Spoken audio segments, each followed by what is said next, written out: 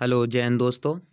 स्वागत है आपका आपके अपने YouTube channel Chandra career point academy में। आज हम आप लोगों के लिए लेकर आए हैं करंट अफेयर्स, और करंट अफेयर्स में किस तरीके से क्वेश्चन बनते हैं आज इस पे बात करेंगे। और 19 जनवरी की पीडीएफ 2023 की है, और इसमें कुछ महत्वपूर्ण तथ्य डाले गए हैं जो ज़्यादातर एग्ज़ाम में पूछे जाते हैं। और आज हम बात कर लेते हैं कुछ पॉइंट्स पे, जो पॉइंट्स आपको पूछ लिए जाते हैं। मोस्ट इम्पोर्टेंट पॉइंट्स हैं जो हर बार पेपर में एग्ज़ाम में पूछे जाते हैं। चलिए, कुछ पॉइंट्स हैं तो वो पॉइंट्स के बारे में हम बात कर लेते हैं। तो ये जो पॉइंट्स है, स्टार्टअप फर्म आईजी ड्रोन्स ने भारत का पहला 5G सक्षम ड्रोन स्काई हब विकसित किया है।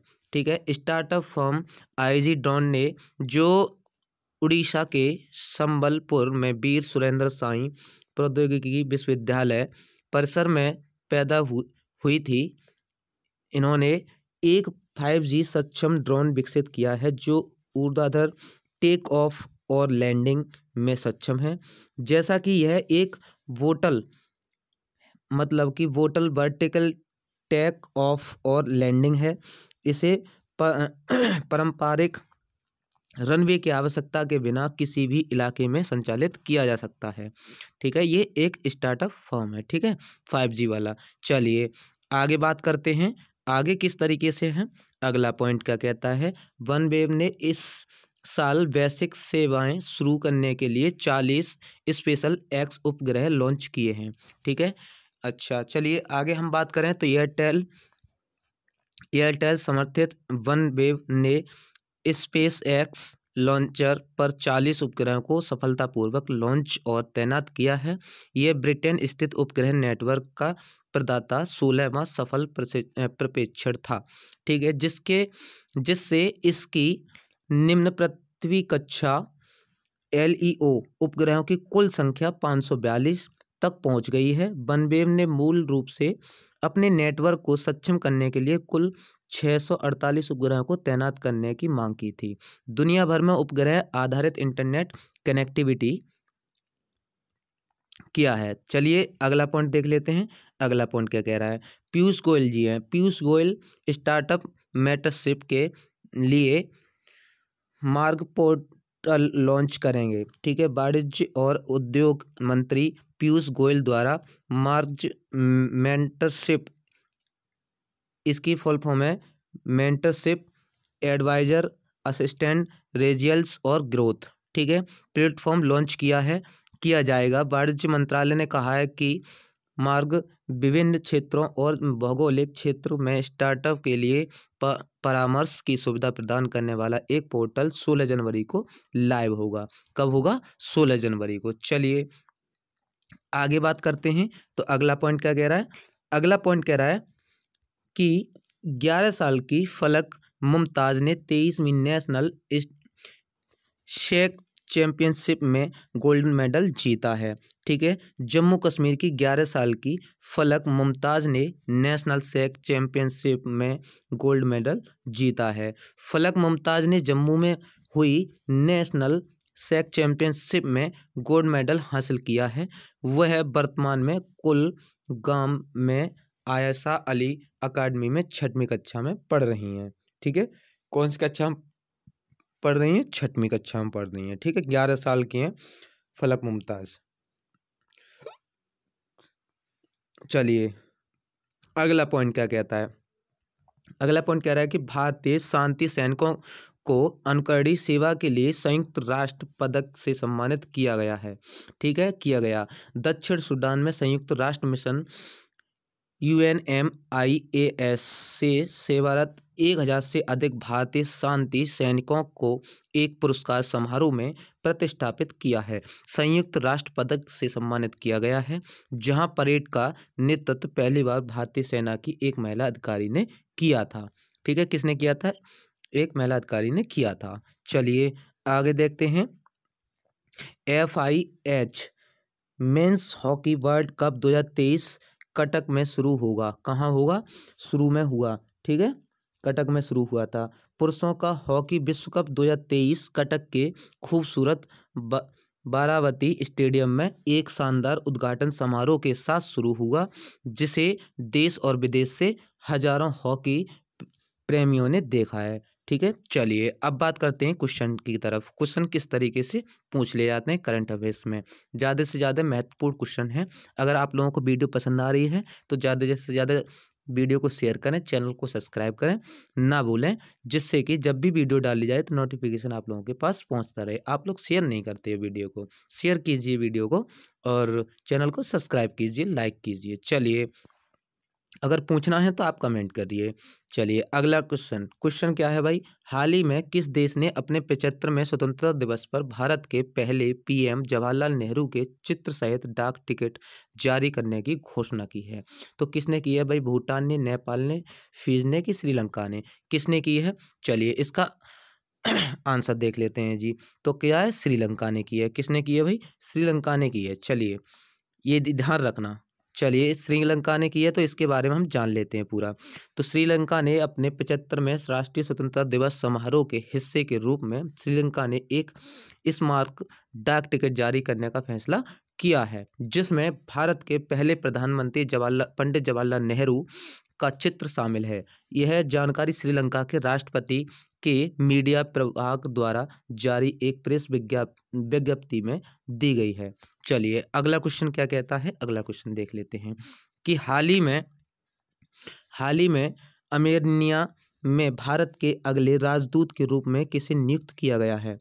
तो किसको नियुक्त किया गया है? नियुक्त किया है नीलाक्षी साहन सिन्हा को। ठीक है, इसमें से बाकी के 3 ऑप्शन गलत हैं। चलिए इसके बारे में हम जान लेते हैं। इसके बारे में हम जान लेते हैं क्या है। नीलाक्षी साहन सिन्हा को अर्मेनिया गणराज्य में भारत के अगले राजदूत के रूप में नियुक्त किया गया है। नीलाक्षी वर्तमान में विदेश मंत्रालय में संयुक्त सचिव के पद पर तैनात हैं।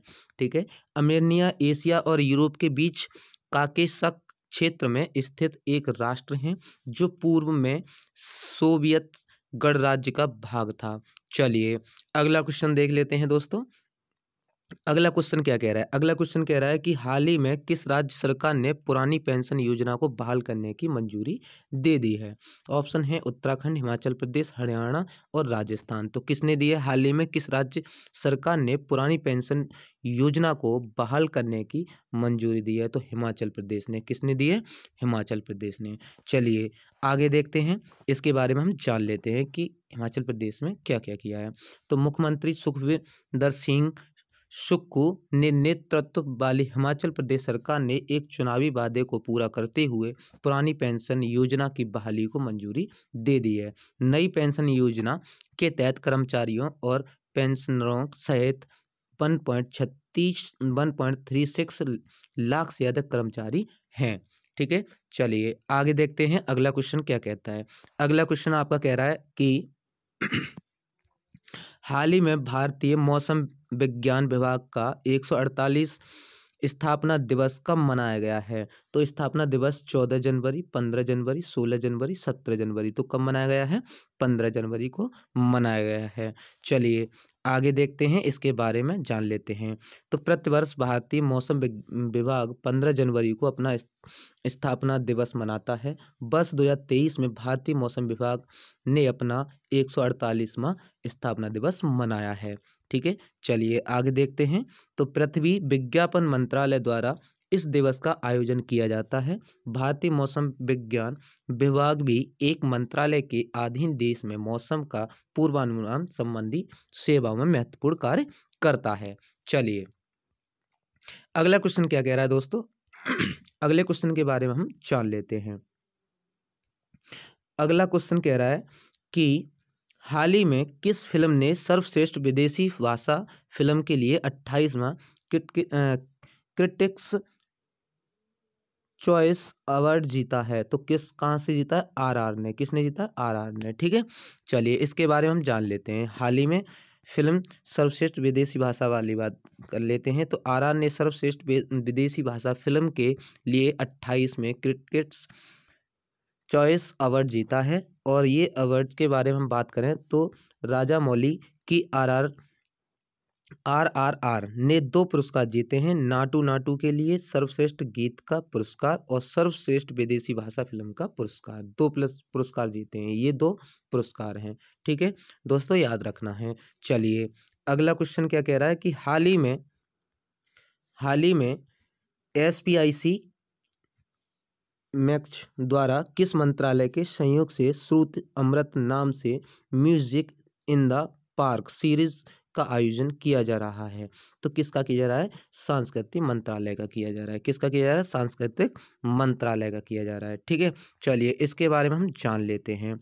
तो स्पेक मैचिक सांस्कृतिक मंत्रालय ने संयुक्त से श्रुति अमृत नाम से music in the music in the park series का आयोजन कर रहा है।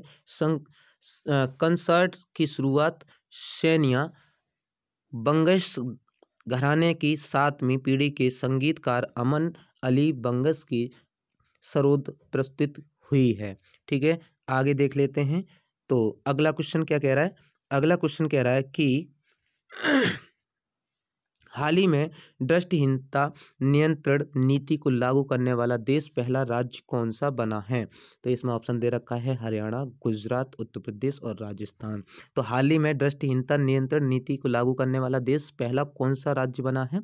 तो बना है आपका राजस्थान। कौन सा बना है? राजस्थान। चलिए आगे बात करते हैं इसके बारे में। तो अंधेपन के दर को कम करने के लिए राजस्थान सरकार ने एक दृष्टिहीनता नियंत्रण नीति लागू की है।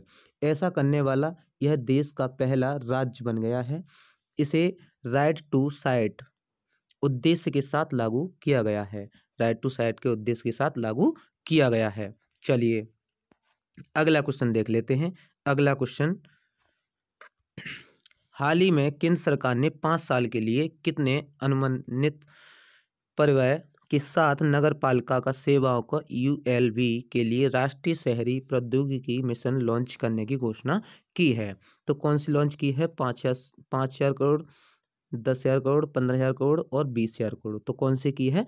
15,000 करोड़ की है। कितने की है? 15,000 करोड़ की है। चलिए इसके बारे में जान लेते हैं। तो केंद्र सरकार ने नगर पालिका सेवाओं को ULB के लिए राष्ट्रीय शहरी प्रौद्योगिकी मिशन लॉन्च करने की घोषणा की है। यह देश में 4500 शहरी स्थानीय निकायों की नगरपालिका सेवाओं और बुनियादी ढांचे में तकनीकी नवाचारों को बढ़ावा देगा। ठीक है, चलिए 5 साल के लिए मिशन पर व्यय 15,000 करोड़ रुपए होने का अनुमान है। ठीक, अगला क्वेश्चन देखिए। चलिए अगला क्वेश्चन क्या कहता है? अगला क्वेश्चन कह रहा है कि भाई हाल ही में भारत और मिस्र के ने किस शहर में विशेष बलों को शामिल करते हुए पहला सैन्य अभ्यास चक्रवात 1 आयोजित करने की घोषणा की है? तो किसने की है? इंदौर, चिल्का, रोहतक और उदयपुर। तो किसने की है? उदयपुर ने की है। किसने की है? उदयपुर ने की है। राइट आंसर डी होगा। चलिए इसके बारे में हम जान लेते हैं।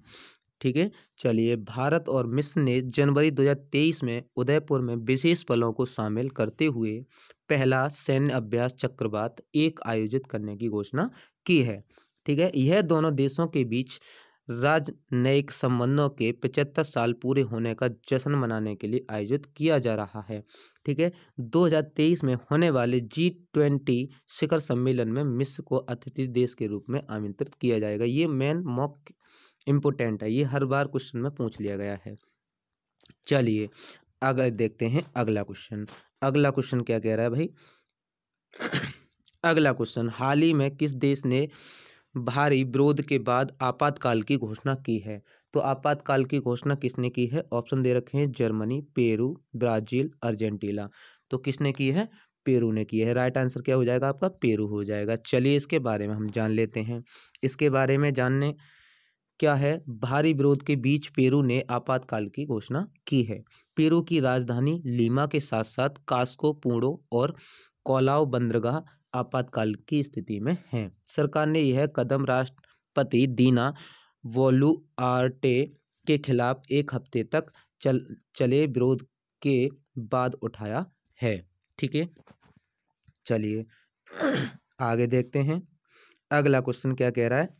अगला क्वेश्चन कह रहा है कि जनवरी 2023 में भारत ने किस देश के साथ द्विपक्षीय नौसेना अभ्यास बरुड़ की शुरुआत पश्चिमी समुद्र तट पर की है? तो किसने की है? Nepal, Sri Lanka, France, Japan.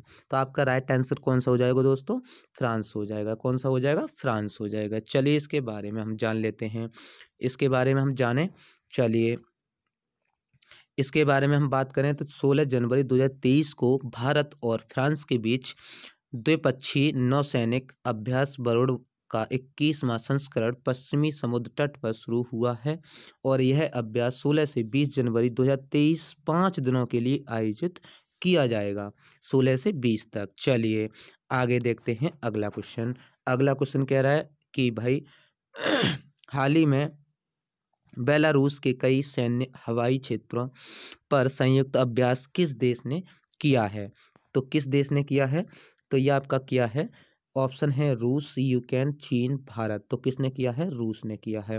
Right answer A हो जाएगा। चलिए इसके बारे में हम जान लेते हैं। तो ये बेलारूस ने रूस के साथ हवाई युद्धाभ्यास की पुष्टि की है। बेलारूसी रक्षा मंत्रालय ने कहा है कि रूस की वायुसेना बेलारूस आ चुकी है। बेलारूस पहुंचने वाले रूसी विमानों में 8 लड़ाकू विमान और 4 कार्गो विमान शामिल होंगे। ठीक है, चलिए यहाँ तक क्लियर है आपका? यहाँ तक समझ में आया? चलिए आगे देखते हैं अगला क्वेश्चन। अगला क्वेश्चन है भाई, हाल ही में किसने अपना 14वां स्पेनिश सुपर कप खिताब जीता है? तो Mexico, Manchester United, Barcelona, Argentina. तो किसने जीता है? बार्सिलोना ने जीता है। चलिए इसके बारे में हम जान लेते हैं। चलिए तो ये है आपका बार्सिलोना ने रियाद में रियल मैड्रिड को 1 से हार कर 14वीं बार जीता स्पेनिश सुपर कप खिताब हासिल किया है। सऊदी अरब के रियाद स्थित किंग फहद स्टेडियम में खेले गए फाइनल मैच में बार्सिलोना ने लिए गाबी 33वें मिनट में रॉबर्ट लेंडोवास्की ने 45 मिनट में और पेंडी ने 69 मिनट में गोल किया है। ठीक है, यहाँ तक कोई दिक्कत दोस्तों? समझ में आया? चलिए अगला क्वेश्चन देखते हैं। अगला क्वेश्चन कह रहा है कि जनवरी 2023 में निज़ाम मुकरम जहां बहादुर का निधन हो गया, वह हैदराबाद के कौन से निज़ाम में थे? तो कौन से निज़ाम में थे भाई? पहले, दूसरे, 8वें और 10वें। कौन से निज़ाम में थे? तो 8वें निज़ाम में थे। राइट आंसर कौन सा हो जाएगा? सी हो जाएगा दोस्तों। यहाँ तक क्लियर हुआ? चलिए आगे देखते हैं। तो इसके बारे में हम जान लेते हैं। तो हैदराबाद के 8वें निज़ाम मुकरम जहां का शनिवार को तुर्की के शहर में इस्तांबुल में निधन हो गया। आज उनके एक कार्यालय द्वारा जारी बयान में यह जानकारी दी गई है। चलिए आगे देखते हैं। तो आगे अगला क्वेश्चन। चलिए अगला क्वेश्चन, निम्न में से किसने 2023 में 2027 तक महिला इंडिया प्रीमियम लीग के मीडिया अधिकार को हासिल किया है? तो ये है जियो टीवी, सोनी लिव, बूट और बाइको 18 मीडिया। तो किसने किया है आपका? इसमें आंसर, राइट आंसर हो जाएगा डी। कौन सा हो जाएगा? राइट आंसर डी हो जाएगा। तो दोस्तों आज की वीडियो आप लोगों को कैसी लगी कमेंट बॉक्स में बताएं। चलिए इसका देख लेते हैं फुल फॉर्म क्या है भाई, इसके बारे में जान लेते हैं। तो 23 से 27 तक महिला IPL के मीडिया राइट्स वेकम 18 के पास ही रहेंगे। महिला इंडिया प्रीमियम लीग WIPL के मीडिया राइट्स को बायकॉम 18 मीडिया प्राइवेट लिमिटेड ने हासिल कर लिया है। चलिए यहाँ तक हुआ क्लियर आप लोगों को? कोई दिक्कत यहाँ तक? चलिए अब बात हम करें आगे, तो नेक्स्ट वीडियो के माध्यम से हम आप लोगों को बताएंगे, अगला लेकर आएंगे। और आज की वीडियो कैसी लगी आप लोगों को कमेंट बॉक्स में बताएं और वीडियो को शेयर करना ना भूलें। शेयर करना ना भूलें। आप लोग शेयर नहीं करते हैं भाई। चलिए आप लोग शेयर कीजिए, एक बार मन से आज शेयर कर दीजिए। जितने मैंने मन से आप लोगों को पढ़ाया है उतने ही मन से आप लोग शेयर कर दीजिए। चलिए मिलते हैं नई वीडियो के साथ में। तो आज के लिए यहीं तक। जय हिंद दोस्तों।